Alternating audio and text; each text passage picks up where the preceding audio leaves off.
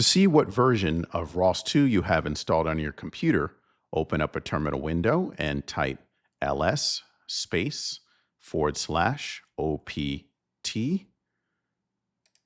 /ROS/enter. We can see we are using ROS2 Jazzy. You can also type printenv space capital ROS underscore capital DISTRO, enter. You can see ROS2 Jazzy. And finally, you can also type echo space $ capital ROS underscore DISTRO, enter. ROS2 Jazzy.